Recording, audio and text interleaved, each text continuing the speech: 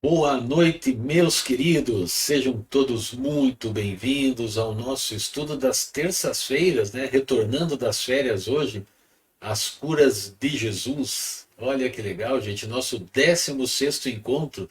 Vamos estudar o capítulo 15, a filha de uma cirofenícia. Olha que legal. E conosco aqui já tem um povo bacana. Deixa eu mudar minha tela aqui, já vou trazer a Luciana, o nosso querido Eduardo. Sejam bem-vindos. Boa noite, Carlos. Boa noite, Guerra. Boa noite, pessoal. É um dia muito feliz porque estamos retornando, né? Então, sejam todos, mais uma vez, muito bem-vindos. Boa noite a todos, boa noite, Luciana, boa noite, Carlos. É isso aí, vamos lá, vamos voltar para o estudo. Pois é, gente, eu fiquei com a sensação que a gente ficou uns 2 meses fora, né? Olha, parece. Até fui olhar lá na agenda se não fizemos um recesso muito longo, mas está dentro, né, das nossas, do padrão de sempre, né? Mas parece que demorou para chegar. Ah, é muito bom, né, gente? Nós estarmos estudando juntos. Aí aqui, ó, a Wanda acabou de chegar também. Seja bem-vinda, Wanda com saudades. A Andréia também está conosco aqui, também com saudades. Olha que legal. Família Trevisan ali, né? Vamos arriscar que deve ter uns quatro ali assistindo a gente. Gente, é muito bom estarmos juntos. Gente, o nosso especialista de hoje teve um pequeno problema, não vai poder participar, então nós vamos dividir a tarefa em três hoje. Você vê que o pessoal da prece, né, às vezes assume alguma outra responsabilidade para ganhar bônus hora dobrado, né? Então, todos juntos. O André me disse que tem dois assistindo. Olha, vamos lá, né, gente? Ô, família, vamos chamar o resto da turma. Legal, gente, muito bom. A Zilma acabou de chegar, então também. Então, meus queridos, hoje o nosso estudo ele é um pouquinho mais longo, né? Então, vamos ver se a gente consegue não avançar muito no tempo. Então, a gente já vai começar com a nossa prece. Deixa eu só dar mais um oizinho para a Nádia e para a Rosélia, que o ônibus hoje chegou em ponto, né, gente? Olha que legal. Então, vamos para a nossa prece inicial. Deixa eu virar a telinha aqui. Eu só não me lembro quem que topou da prece inicial. Ah, então, Lu, é com você, amiga. Então, convido, né, a todos para juntos elevarmos os nossos pensamentos a Deus, nosso Pai maior, a Jesus, nosso mestre, nosso modelo e guia, e envolvidos de muita gratidão, né, por hoje estarmos reunidos em nome de Jesus, em nome de Deus, para reiniciarmos os nossos estudos da obra As Curas de Jesus, de Joaquim Bueno Neto. Nós agradecemos, desde já, a presença da espiritualidade benfeitora, que certamente nos amparará e nos auxiliará nesta noite de estudos. Que possamos nos entregar de coração aberto aos ensinamentos dessa noite, usufruindo desse banquete de luz que certamente teremos, para que assim possamos compreender esses ensinamentos, assimilá-los e, acima de tudo, colocá-los em prática no nosso dia a dia, na nossa vivência. Que Deus, nosso Senhor, que Jesus, nosso Mestre amado, nos permita darmos por aberto mais um estudo desta noite. Que assim seja.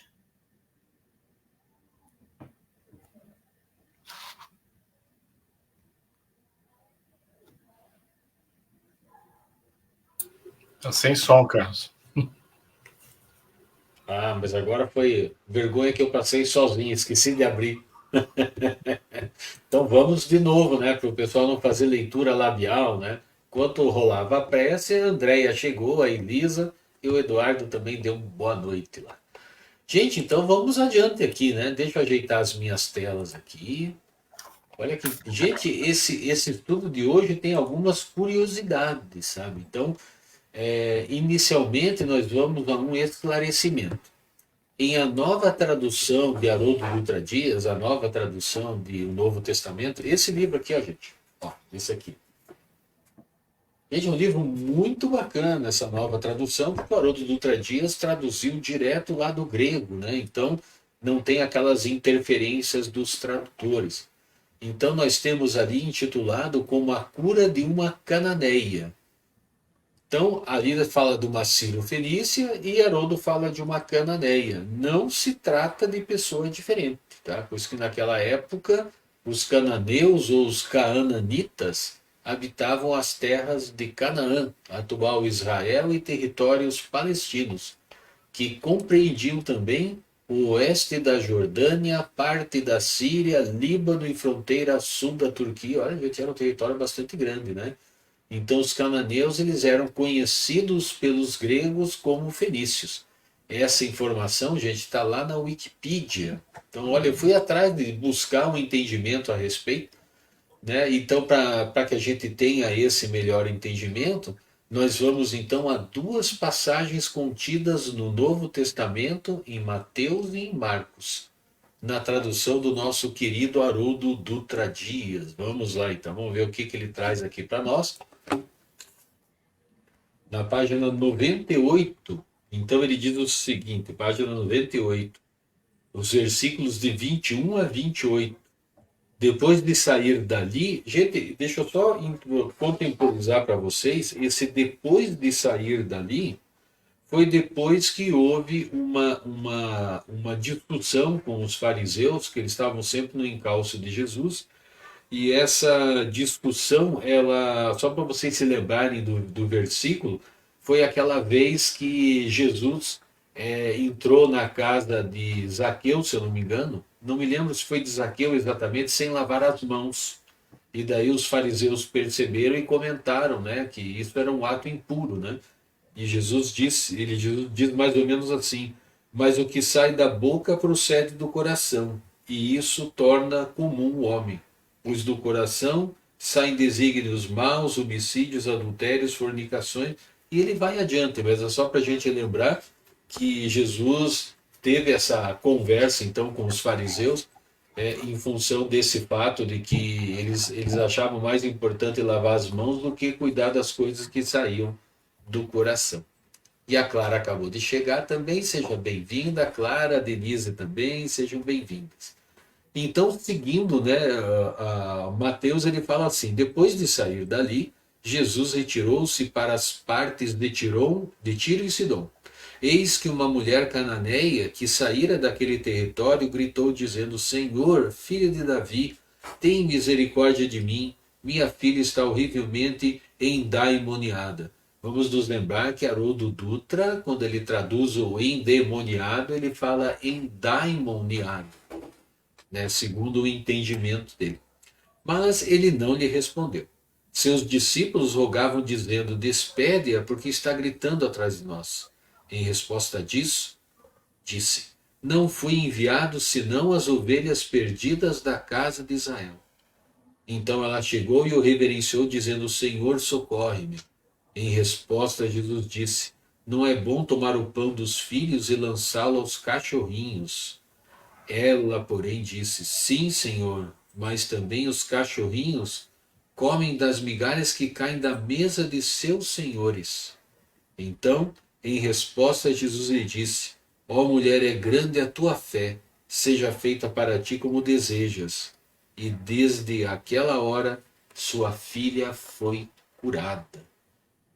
E aproveitando, vamos dar um pulinho lá em Marcos, então, né? Vamos lá para Marcos. Aqui no nosso livro, na página 195, ele também intitulou como Cura da Filha de uma Cananeia. E do Marcos 7, versículos 24 a 30, temos a seguinte anotação: levantando-se dali, partiu para o território de Tiro, e entrando em uma casa, não queria que ninguém soubesse, mas não foi possível ocultar-se.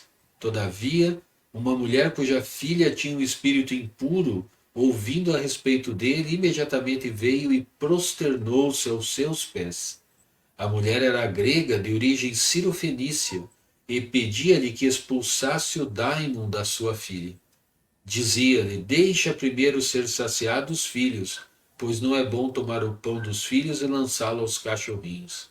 Em resposta, ela lhe disse: Senhor, também os cachorrinhos comem debaixo da mesa das migalhas das criancinhas.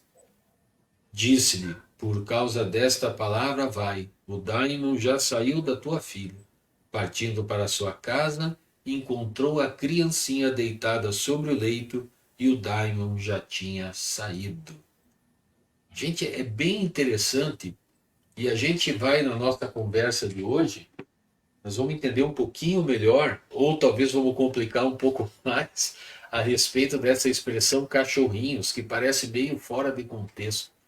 Mas a gente percebe duas situações bastante marcantes de Jesus e seus discípulos nesta cura. Jesus disse: não fui enviado senão às ovelhas perdidas da casa, leia-se casa de Israel. Então Jesus, ele parece que tem uma certa indiferença, ignorando o pedido daquela mulher. E a outra, despede-a porque está gritando atrás de nós. A gente percebe aqui um certo preconceito dos discípulos, solicitando que o mestre a dispense logo, como que aborrecidos com aquela mulher de cultura politeísta que os seguiam. Acontece que eles estavam no território dos gentios, o que pressupõe que Jesus guardava algum ensinamento para eles, né? Então a gente começa a pensar, né, se a gente se transportar para aquela cena, a gente imagina as ovelhas, por exemplo, no meio de lobos, né, e reclamando dos lobos. Parece que não tem sentido isso, né? Aquela mãe não se deixou levar pelo preconceito e a indiferença, e ela persistiu. Senhor, socorre-me. A persistência de uma mãe capaz de ignorar a própria tradição religiosa por amor à filha. Mas Jesus demonstra ter tido uma visão psíquica daquela cananeia quando reitera seu posicionamento. Ele diz: deixa primeiro ser saciados os filhos, pois não é bom tomar o pão dos filhos e lançá-lo aos cachorrinhos. Aqui, gente, nós precisamos entrar lá em Amélia Rodrigues, e eu descobri um outro site muito interessante que chama biblia.com.br, é um site de estudo da Bíblia. Então, os cachorrinhos a que se referiu Jesus não são os pets que temos, mas a denominação dada aos que não participavam das eleições israelitas. Isso diz Amélia Rodrigues no livro Primícias do Reino, capítulo 62. Ou seja, todos os estrangeiros, né?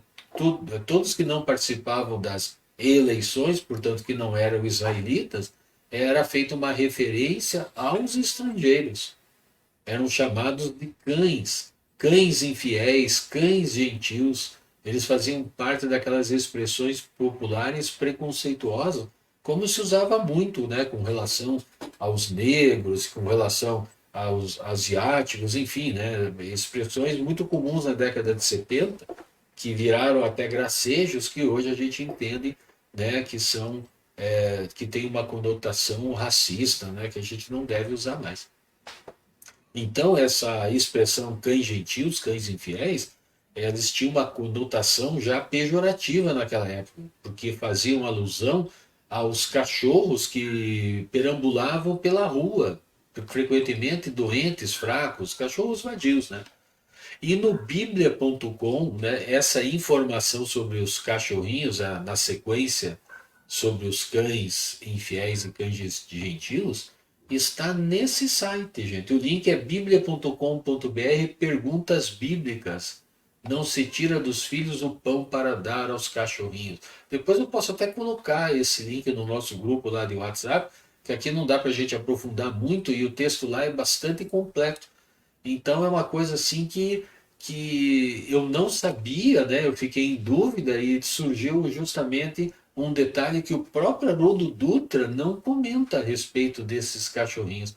Você vê como é bacana, né, gente? A gente estudar e procurar sempre se informar a respeito das coisas, que a doutrina espírita ela é muito dinâmica, né? Então nós percebemos neste momento que Jesus sabia do passado daquela mulher. Talvez alguém que dedicou-se mais às coisas materiais do que às espirituais. Alguém que talvez tenha tirado da própria família para usufruir dos ouropéis sociais, né? Aquele ouro sem valor, né? Os lustros da sociedade. E Joaquim Neto destaca o que poderia estar passando na, no coração daquela mãe. E ele vai adiante. E a gente vai ler aqui então agora no nosso livro que nós usamos como base, né? Então ele diz assim: imaginemos o que deveria passar no coração daquela mulher. A filha gravemente doente, a sensação de mãos atadas, sem saber o que fazer. Recorre àquele mestre itinerante, mas enfrenta a rejeição de seus discípulos e sua aparente indiferença, justo dele, em quem depositava todas as suas últimas esperanças. Sendo mulher, numa sociedade tão machista, quão difícil não deve ter sido aquilo. Mas o Joaquim Neto comenta que o amor de mãe não conhece limites, vence qualquer barreira por mais dificultosa. E Jesus ouve dela a prova de fé comovedora e humilde. Senhor, também os cachorrinhos comem debaixo da mesa, das migalhas das criancinhas. E essa resposta toca o coração do celeste amigo, que então atende ao chamado daquela mulher. E ele diz: ó mulher, é grande a tua fé, seja feito para ti como desejas. Então, saindo o espírito mal daquela criança, sem mesmo que Jesus a visse ou a tocasse. E acontece uma nova cura à distância, né, gente? Olha, mais uma cura à distância. E aqui a gente precisa refletir, né, meus queridos? Será mesmo que não existe passe à distância? Olha só. Tem muitos espíritos aí que defendem a ideia que não existe o passe à distância. Né? A bem da verdade, talvez isso seja uma discussão filosófica, por assim dizer, né? Porque toda vez que a gente pensa em alguém, de certa forma, a gente pode até estar aplicando um passe nessa pessoa.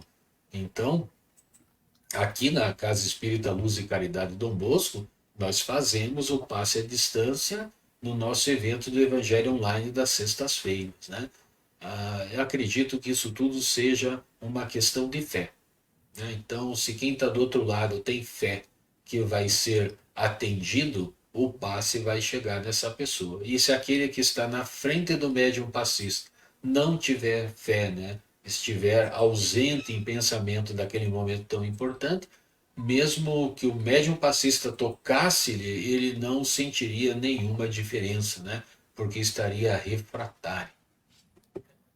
E André escreve aqui que legal saber o significado de cachorrinhos. Olha, André, eu também achei muito legal, porque eu não sabia desse significado. Né? Agora ficou bem mais clara a passagem. Para mim também, isso que é bacana, né, gente? Eu fico muito feliz, né, de ter essas oportunidades de buscar novos entendimentos, né? Então Jesus aproveitava, gente, as oportunidades do dia a dia para trazer seus ensinos aos discípulos, né? O mestre sabia dos valores notáveis daquela mulher grega, tão distante da tradição religiosa do seu povo, e fez questão de desafiar sua fé, a fim de expor a todos a sua fibra moral, gravando para sempre nas páginas do Evangelho a presença da força feminina capaz de tudo superar por amor. A gente fez questão de trazer esse texto todo aqui do livro As Curas de Jesus, do Joaquim Neto, porque o amor de mãe é o amor mais sublime que nós temos condição de conhecer na faixa vibratória onde deambulamos, né? Nós ainda somos espíritos imperfeitos, né? Aquele amor que Jesus propõe que nós pratiquemos aos nossos irmãos, assim como ele o fez, é um amor ainda muito difícil da gente compreender. E ficou então um ensinamento àqueles que o seguiam. o amor de mãe rompendo então as barreiras, né? Então, o amor de Deus não pode contemplar esse ou aquele indivíduo, essa ou aquela raça, essa ou aquela religião. É universal e deve abarcar toda a obra da sua criação. Belíssimo ensinamento, né? Que Jesus levou então os 12, né, com ele até lá do outro lado, né? Lá pro lado da Decápolis, né? Das cidades gregas, para que os discípulos aprendessem na prática o que é esse amor de Deus. Servir com Cristo é servir a todos, independentemente de raça, de credo ou opção sexual. É ver no próximo um irmão. E Joaquim Neto acrescenta duas obras espíritas a essa passagem. A primeira de Amélia Rodrigues, que nós já nos utilizamos dela no capítulo 8, intitulado A Apelante Cananita. E essa é uma delas. E o benfeitor espiritual, então, a nossa querida Amélia Rodrigues, conta-nos que aquela mulher havia perdido tudo: a felicidade, o esposo e os amigos. A filhinha era tudo que lhe restara, mas agonizava agora em obsessão. Então, diante desse cenário, Jesus não exige nada dela, diz Amélia Rodrigues. Olha que legal isso aqui, gente. O mestre não lhe inquire a crença nem a raça, não lhe reprocha a vida, nem lhe censura o alarido. Ele diz assim: ó mulher, grande é a tua fé. Então isso apenas bastou para Jesus. Não exigiu conversão, não cobrou pagamento. Palavra forte e a vivência austera de Jesus penetrariam as multidões de todas as épocas não felicitadas, como Israel, pela sua presença. E segue a benfeitora dizendo: semente da esperança que o Rabi depositou no seu coração transformou-se em lâmpada radiosa que a clareou intimamente a vida inteira. Olha que legal, né, gente? Olha a transformação que Jesus promoveu, não apenas curando a filha daquela mulher, mas demonstrando a ela, né, que ele era o caminho, a verdade e a vida. E a segunda obra que o Joaquim traz para nós é de Caibar Schutel, O Espírito do Cristianismo. Gente, corrijam ali no livro, é capítulo 62, tá? Ali no livro está 63, chamada A Cura da Filha da Mulher Cirofenícia, lá de Caibar Schutel. Então, além do que nosso querido Joaquim nos trouxe, que vocês encontram ali no livro, vamos a uma pérola, gente, contida neste capítulo, que diz assim, olha que legal: segundo nos parece, as curas se efetuam por fé, por amor e por misericórdia. E Caibar discerne sobre esses três aspectos. Ele começa dizendo assim: a cura efetuada para a conversão do incrédulo é a cura pela fé. E a segunda, a cura feita num amigo ou numa pessoa de nossa amizade é a cura feita por amor. E a última, a cura feita num estranho, num miserável e até num desafeto, ou mesmo dirigida a um pobre animal, de quem tenhamos compaixão, é a cura por misericórdia. Gente, eu achei espetacular essa anotação do Caibar. Esses três tipos de cura fazendo aquela modificação no ser. O incrédulo passando a ter fé, né? O amigo sendo curado pelo amor do amigo, e aqueles desafetos, né? Aqueles que têm diferenças conosco, sendo curados pela nossa misericórdia. Né? Então a cura a que pretendemos deve partir de uma modificação em nós mesmos. Modificação de nossa fé, modificação da forma como amamos, modificação da forma como vemos o outro. Essa construção de novos hábitos em nós reflete a mensagem de Emmanuel, que diz assim: a perseverança é a base da vitória. Aquela mulher perseverou, superou seu orgulho, esqueceu-se de si mesma em prol da filha obsedada, humilhou-se diante da superioridade de Jesus.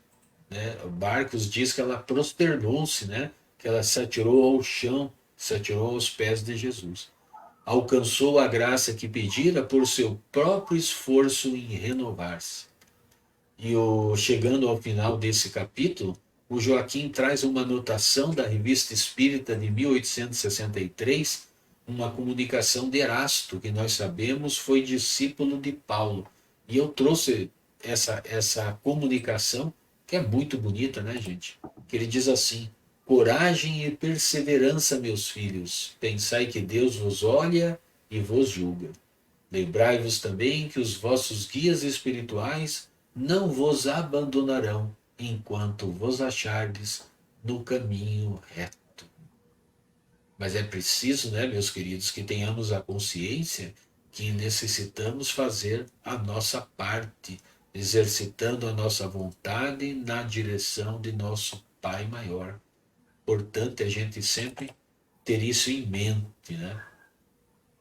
E agora, gente, olha que bacana, né? Sobrou tempinho aqui para os nossos comentários, né, de especialistas improvisados. Então, vou passar a bola aqui, gente. Vamos ver o que vocês encontraram aí no estudo de hoje. Luciana, Guerra, fiquem à vontade. Pessoal do chat também fiquem à vontade, né? Podem colaborar conosco também. Eu acho, se a Luciana me permite aqui fazer um comentário, eu acho interessantíssimo como nesse capítulo Jesus dá a demonstração, né, de quais eram os hábitos e as tradições da época, né? Descreve, e ao mesmo tempo que ele descreve, ele não necessariamente está propondo nenhum teste, tentando pegar com uma situação capciosa essa mãe, mas no momento em que ele traz essa descrição do hábito, né, ou da tradição, ela supera, como você já apresentou aí um pouquinho antes, ela supera todas essas barreiras. E como que ela supera essas barreiras? Mostrando que mesmo o pouco de caridade que possa ser destinada aos cachorrinhos, né, ainda é muito, né? E ela responde a ele com reverência, com educação, com respeito, demonstrando a força da sua fé, né? E demonstrando o quanto ela acredita naquele momento de possibilidade de cura, ou naquele momento de cura, dizendo de maneira indireta que ela se satisfaz com as migalhas, não é?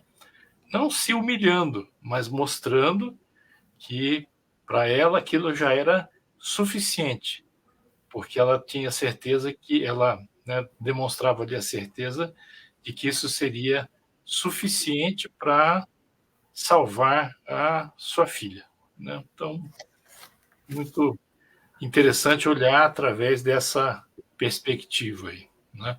Porque eu vi alguns outros comentários a gente vai dar uma pesquisada e também encontra questionamentos assim: teria Jesus humilhado, né? Evidentemente que não é isso, né? Que as pessoas pegam a passagem, daí leem a passagem olhando só as palavras, e aí diz assim, mas espera aí, por que ele está dizendo isso? Por que ele está sendo aparentemente tão ríspido? Para quê? Né?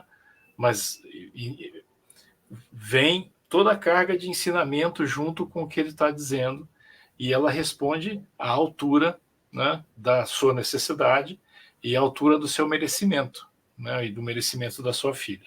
Né? Acho que é por aí.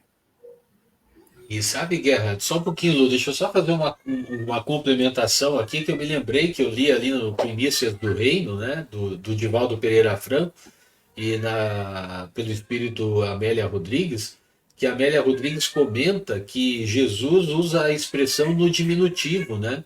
Então, ele, de uma certa forma, ele usando a expressão, em vez de chamar, por exemplo, cães, né? Como cães gentios, cães infiéis, né? Ela não chamou ela de cachorro, chamou de cachorrinho. Então, ele foi delicado ao fazer essa referência para não machucar a pessoa, mas fez a referência porque era a expressão comum naquela época, né? Ter esse tipo de tratamento. É um tratamento naturalmente preconceituoso, né? E nós sabemos que isso acontecia muito, né? Principalmente entre os doutores da lei, né? Mas então, Lu, você estava animada de falar, eu cortei, desculpa. Na verdade, quando eu li assim, eu achei assim que havia uma diferenciação, né, das outras curas que nós já trabalhamos, porque ele estava num território hostil, né? Quer dizer, que não professava da mesma fé, né? Só que o intuito, porque eu penso que ele sabia que ele ia encontrar essa mulher. E ele sabia que tinha que explicar, orientar os seus discípulos diante dessa situação, que poderia ocorrer muitas vezes durante a propagação da sua mensagem, né? E ele percebe, porque quando a mulher vem chegando para ele pedindo auxílio com educação, evidentemente, né? Mesmo assim, o que acontece? Jesus, ele percebe que os discípulos ficam na deles no primeiro momento. E daí ele responde da forma das ovelhas ali, né? Que ele veio para cuidar das ovelhas do Pai. E nesse momento fez com que os discípulos, é minha visão, tá? Fez com que os discípulos ficassem mais intensos na repreensão tipo, deixa ela para lá, entendeu? Por quê? Porque Jesus estava trabalhando com uma mulher que era estrangeira, que era um cachorrinho, né? Vamos supor assim, e que se ele tinha que demonstrar uma firmeza, mas depois demonstrar, porque ele sabia qual seria a resposta dela. Ela estava preparada para replicar o que ele disse para ela, com humildade. Então, tudo isso Jesus já conhecia. E daí nos dá, né, a maior lição, né, de que Deus é amor. E que Deus não, e sendo amor, não há privilégios e nem privilegiados. O que tem que haver é uma interiorização, e ela demonstrou essa interiorização, essa boa vontade de buscar a cura para a filha, diante já de uma história de vida que Jesus também já conhecia, né? Então, aí ele percebeu, diante da réplica dela, a perseverança, né? De insistir, né? Porque ela podia... vamos dizer assim, falar um monte de coisa desvairada para Jesus por não ter gostado daquilo, ter se ofendido, e pelo contrário, ela disse, olha, eu vou aceitar a migalhinha ali, porque os cachorros comem a migalhinha dos seus senhores. né? Então, nesse momento, o que Jesus faz? Aquela fé que talvez ela vinha tendo, que era cega, se tornou mais fortificada, né? Diante da maneira com que ela se colocou a ele, né? Então, muitas vezes, essa cura à distância, e você falou muito bem, porque quando ele falou cura à distância, eu lembrei do passe à distância, né? E também lembrei da parte da irradiação, né?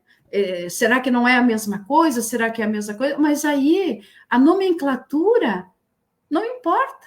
O que importa é o coração, a intenção. E Jesus viu tudo isso nessa mulher. E ensinou aos discípulos que não há privilegiados, que eles têm que atender a todos. Teriam que atender a todos, né? E como era uma mulher, imagine o preconceito. A mulher judaica já era atendida de acordo numa situação machista também, imagine a estrangeira, né?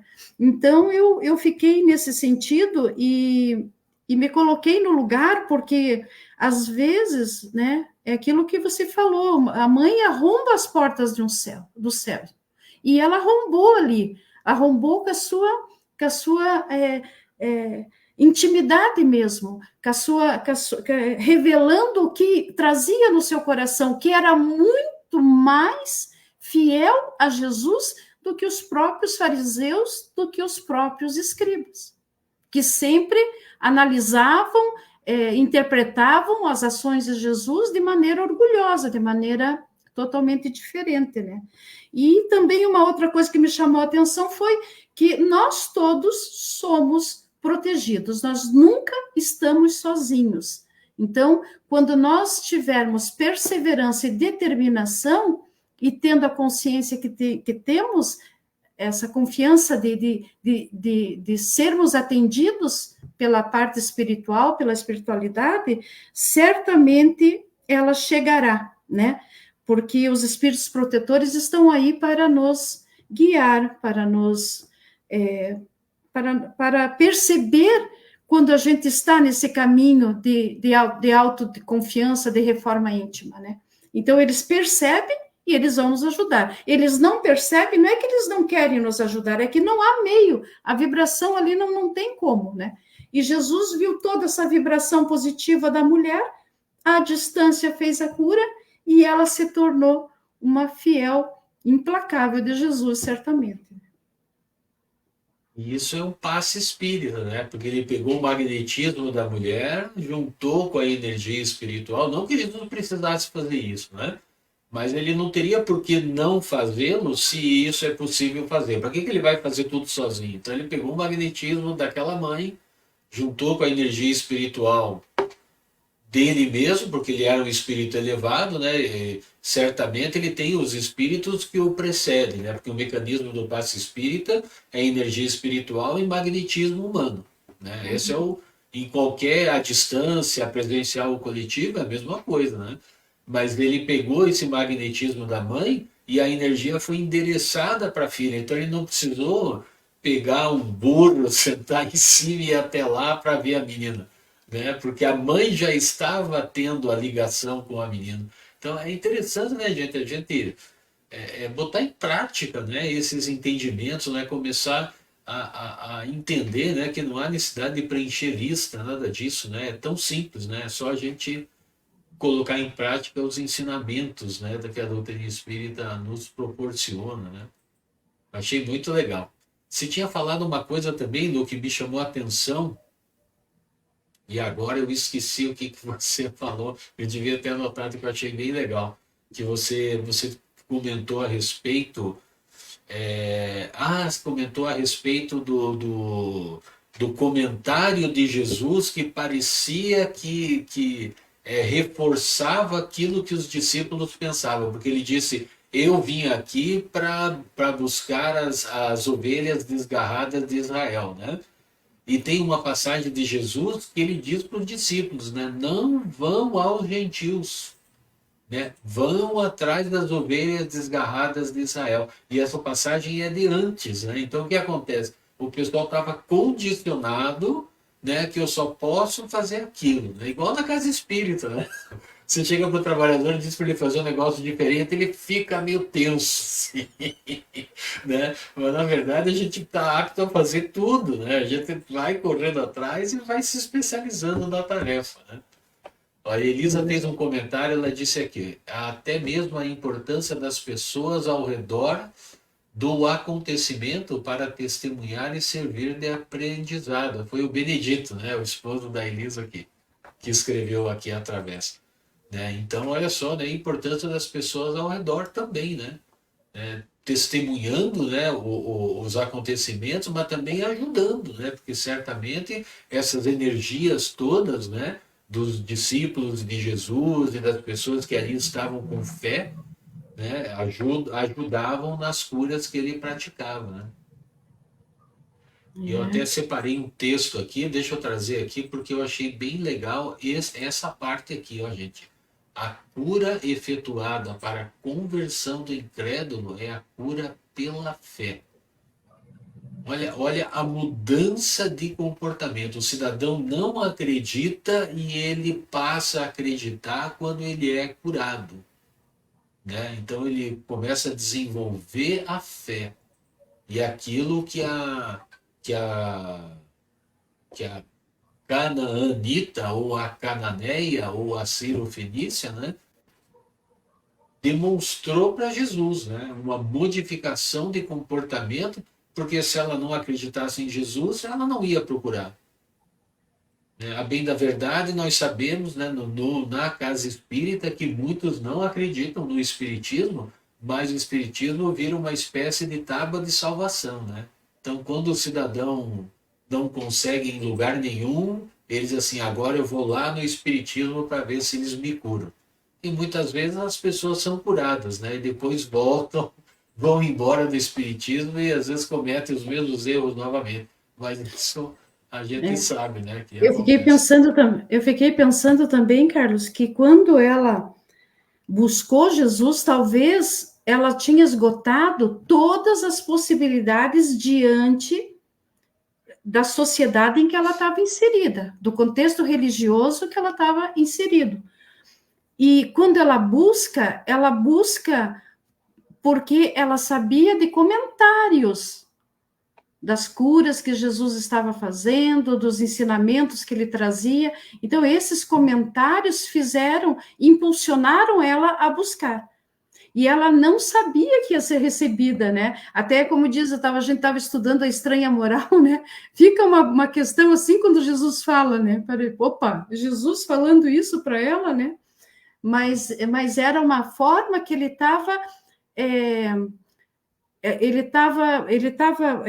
incitando ela a trazer do fundo do seu interior o que realmente ela queria. E ela conseguiu, né? Qual a mãe que não consegue, né? Então, assim, mas ela não conseguiu só para a filha. Ela se autoiluminou com a resposta que deu, com a maneira que chegou até Jesus, de uma forma humilde, né? E corajosa, né? Você comentou sobre autoiluminação. Olha só, tem um livro, né, da Joana de Ângeles que fala só sobre isso. Interessante a gente pensar, né, a gente não terceirizar as coisas, né, mas assim procurar nos melhorarmos, né, nos iluminarmos, nos amarmos, né? Então, a gente às vezes vem de algumas crenças, né, que a gente terceiriza, né?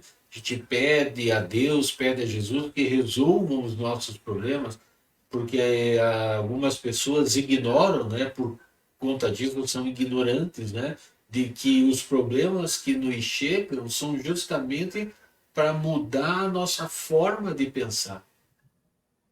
Né? Tem uma passagem de Chico, que eu não me lembro de que benfeitor espiritual que ela é mais ou menos assim. Ele diz, se você quer fazer uma coisa nova, você precisa fazer de forma diferente. Então, o que acontece? A gente usa dos mesmos meios, muitas vezes, né? Dos mesmos meios para tentar chegar num resultado diferente. Só que você utilizando os mesmos meios, você vai chegar sempre no mesmo resultado. E às vezes esse resultado não é o resultado que se quer. mas a gente fica naquela, né, de manter, né, eu vim só para as ovelhas perdidas de Israel, né, o resto que se lasque. Não é assim a ideia, né? Não era essa a ideia. Inclusive, a Amélia Rodrigues, ela comenta nesse capítulo 8 do Primícias do Reino, que Jesus sabia que não tinha condição de salvar o mundo, né? Ele não tinha essa pretensão, né, de salvar a todos, mas ele, nas andanças dele, ele salvava aqueles que podia, né? E essa salvação não era bem ele que salvava, né? Ele iluminava a mente da pessoa, trazia lá de dentro aquela vontade, aquela força para que ela se curasse, para que ela se melhorasse, para que ela buscasse, né, o caminho reto na direção de nosso Pai maior. E olha, é cansativo, né, Guerra? Pense as andanças. A Amélia Rodrigues disse que da onde Jesus estava até onde ele foi, dava mais ou menos uns 2 dias de caminhada. Eu já tinha desistido no caminho, já nem tenho condição física de caminhar tanto. A Lu tem, né? A Lu anda aí 120 quilômetros por dia, mole e mole nas andanças dela aí. Não. Se tiver muita subida, dá só uns 20 por dia. Só 20. Só 20. Eu acho que eu nem de bicicleta consigo fazer 20, do jeito que eu tô. Talvez de moto com você, Guerra. Só 20. Só vim te dizer que não faço. Oi? Só vim te dizer que não faço nada. A Nádia está comentando Só aqui, 20. que só 20. Só vim te dizer. Olha só. Gente, esse estudo é muito bacana, né? Olha, trouxe várias informações aqui para nós. Lembrei de mais uma coisa da Amélia Rodrigues, que ela nos lembrou que Haroldo Dutra Dias costuma dizer, né? Que a gente, quando a gente fala ou quando a gente estuda a respeito de uma língua, como é o caso do hebraico, que o hebraico era uma língua extremamente pobre, né? E para os dias de hoje ela seria um absurdo, até por assim dizer, porque o hebraico tem 480 verbetes. Gente, 480 verbetes. O português do Brasil tem 522 mil verbetes. Então, o que acontece? A Amélia Rodrigues, ela nos lembra que para que as palavras tivessem o sentido correto, elas eram acompanhadas até de trejeitos, de expressões, de guspidas, né? Lembra que quando eles queriam ofender alguém, eles chamavam o cara de raca e cuspia para a esquerda, porque se cuspisse para a direita, eu não sei o que era, mas para marcar bem a ofensa, era raca e cuspindo para a esquerda. Então você vê como é que é, né? Você vê que hoje, até hoje, tem alguns, no mundo árabe, tem o costume de jogar o sapato em alguém, né? Isso é uma ofensa gravíssima, né? Aqui você joga o sapato, o cidadão pega e ainda leva embora, né? Mas lá é motivo de partir para a briga. E assim vão, né? As tradições e tudo mais. A Andrea escreveu aqui que falta de caridade com quem caminha 2 quilômetros. Olha aqui.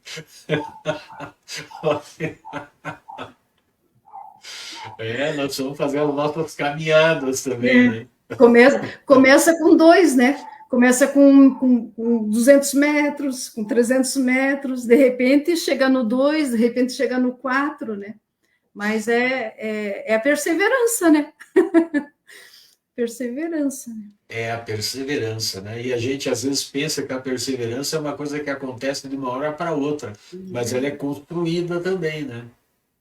Porque às vezes a gente tenta perseverar, no primeiro obstáculo desiste, depois faz um esforço, desiste no segundo, né? E daqui a pouco a gente não desiste mais, a gente vai levando em frente e vai acreditando, né? Vai tendo fé, vai crendo, né? Que as coisas vão melhorar. Olha como a gente precisa estar sempre fazendo a nossa parte na construção de um mundo melhor, né, gente?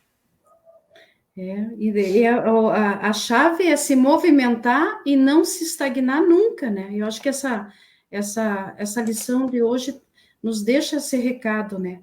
De a gente procurar a nossa melhoria sempre e não ter vergonha de ter errado, de ter, de repente, falado algo que não devia. Recomeça, né? Recomeça, porque sempre há um novo dia, né, para esse recomeço, né? E, essa mãe, mulher, ela recomeçou naquele dia. E ela teve um momento que ela poderia ter estagnado, mas ela não estagnou. Aceitou com humildade o que Jesus disse, colocou o seu pensamento e recebeu, né, a glória da cura da sua filha e a sua melhora também interna, né? Olha que bacana. Gente, muito legal, né? Olha quanta informação hoje. Dava para a gente ir mais longe um pouquinho. Guerra, você quer colocar mais alguma coisa? Vamos para a prece final. Como é que está a disposição aí? Não, então, eu estou aqui raciocinando em torno de tudo que está sendo dito, mas fica essa mensagem essencial, né? De que, independente de qual seja a origem, não é? Jesus jamais deixou de nos ensinar que nós devemos amar os nossos irmãos de modo absolutamente indistinto, né? Ele não só ensinou dizendo, como ensinou fazendo, né?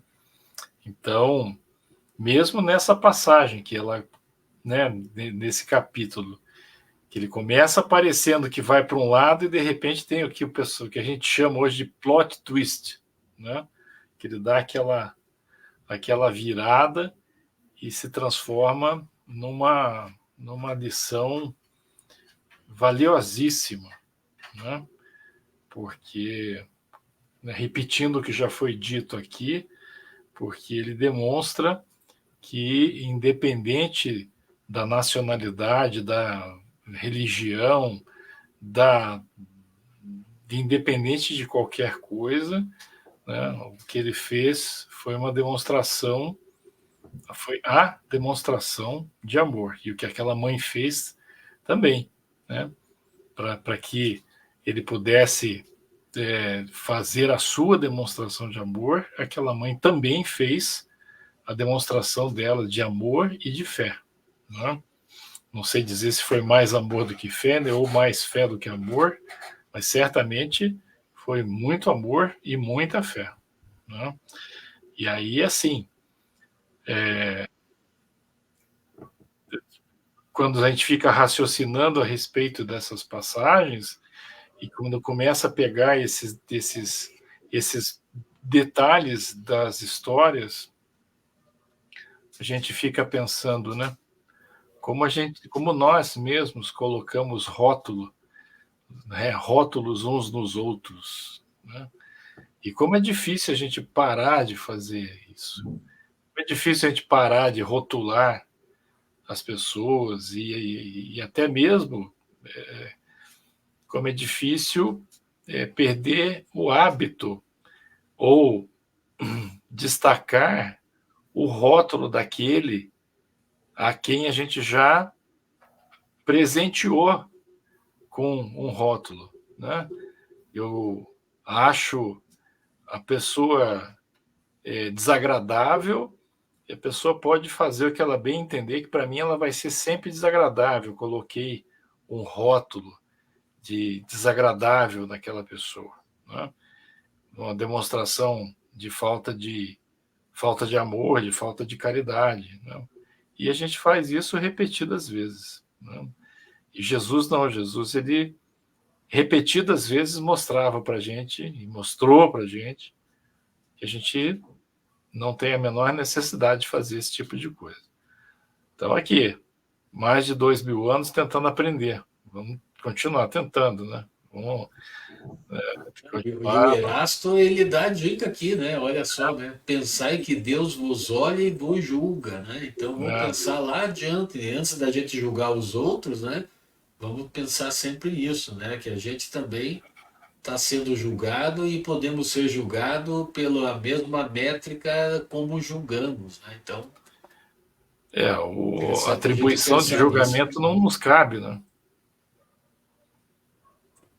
A gente sempre tem que olhar olhar a trave que tem no nosso olho, né? E não olhar o cisco que tem no olho dos outros.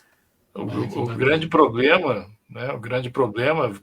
Meu grande problema, por exemplo, é sair daqui e não voltar a repetir ali embaixo das escadas o que eu acabei de dizer que não deve ser feito. Bom, nós já sabemos o que fazer, né? Então já É, temos um caminho andado. Agora a gente precisa pôr em prática, né? é, Então o esforço é constante o tempo todo, né? começa com 200 metros, passa para 400, daqui a pouco está andando 200 quilômetros. Aí a Né? responsabilidade é Olha maior, aí, né? ó. Gente, muito legal. Eu acho que hoje a gente construiu muita coisa aqui juntos, né? Mas a hora já se adianta, né? Como sempre. Então eu vou mudar a telinha aqui. Eu vou convidar o nosso querido Guerra para fazer a nossa prece final. Beleza. Então, meus amigos, eu os convido, aqueles que assim desejarem, para cerrar os seus olhos e aproveitando essa atmosfera de estudo e de harmonia, né? Elevar ou manter elevado o nosso pensamento em Deus, em Jesus, nosso celeste amigo, né? Nosso irmão incomparável, né? E vamos agradecer por essa oportunidade, a oportunidade de estarmos juntos mais uma vez, de estarmos retornando ao estudo desse livro, de termos a possibilidade aqui do encontro, né, com os nossos amigos, com a Luciana, com o Carlos e com todos os nossos amigos que deixaram o seu registro aqui, agradecendo, né, agradecendo também à espiritualidade amiga que mais uma vez serviu de apoio no nosso trabalho dessa noite, mantendo o nosso trabalho firme e também certamente nos serviu de inspiração, né? Para que a gente pudesse ter essa conversa aqui a respeito desse capítulo, né? Vamos pedir para que, diferente do que eu acabei de dizer, né, que descendo as escadas aqui eu posso voltar a repetir os erros que a gente que cometa, vamos pedir para que essas palavras sejam palavras que realmente toquem fundo ao coração e que inspirem o nosso espírito, para que nós procuremos sempre manter o nosso propósito na melhoria contínua, para nos tornarmos espíritos mais preparados moralmente, né? E com isso buscando um pouquinho mais de elevação moral, né? Quero também pedir, né, e agradecer a todos aqueles irmãos que estiveram aqui presentes, encarnados ou desencarnados, pedindo também que tudo o que foi dito aqui seja proveitoso a todos, também proveitoso àqueles desencarnados que tenham nos acompanhado. E com isso, eu peço permissão para encerrar os nossos trabalhos da noite de hoje. E que assim seja. E assim seja. Muito bom, né, gente? Lu, vamos às despedidas, então? Então, a despedida é também, mais uma vez, dizer que foi muito bom estar aqui com todos vocês novamente, esse recomeço, né? Vamos ter que, como é que diz, fazer aquecer as turbinas, né, para recomeçar nossos estudos, mas eu acho que nós demos um pontapé bem interessante com tantos aprendizados, né, esta noite. Então, que Deus abençoe a você, Eduardo, ao Carlos, a Nádia que está aí, e também a todos aqueles que que estiveram conosco presencialmente e que vão entrar mais tarde para nos assistir. Que tenham uma noite abençoada e que sejamos felizes buscando a nossa melhora sempre. Que assim seja, né? É sempre muito bom estar com vocês, o pessoal do chat aqui, o pessoal muito bacana. Lembrando, né, gente, que quinta-feira também retorna o Problema do Ser, do Destino e da Dor, lá pela União Espírita Os Caminheiros do Bem, canal do YouTube, né? E nós vamos começar a parte mais legal desse livro, que é a parte terceira ou terceiro livro, As Potências da Alma. Então, né, gente, todos convidados à nossa segunda temporada de estudos aqui de 2024. Feito, gente linda. Um beijo, um abraço, que Deus abençoe a todos. O Eduardo deu tchau. A Nádia reclamou que não ouviu o teu tchau, Eduardo. Então. Então tá bom. É que eu também já misturei com a prece final aqui, uns agradecimentos e tal, né? Mas vamos lá. Então, eu fui mais prático, mas ela sentiu a falta. Não, mas tá bom. Então vamos aqui agradecendo novamente a todos que estiveram presentes conosco, aqueles que vão assistir oportunamente, né? E que tenhamos uma boa semana, porque a semana está só começando. Que bom, né? Que bom que ao invés da gente achar ruim, que a gente possa sempre se sentir estimulado, né? Quando as semanas começam, que a gente possa dar uma viradinha na chave, ao invés de meu Deus, não, dizer assim, opa, que bom, nós temos mais uma semana que nós podemos trabalhar em prol do nosso desenvolvimento e principalmente em prol do desenvolvimento do auxílio dos nossos irmãos de jornada terrena, né? Fazendo o nosso possível, né?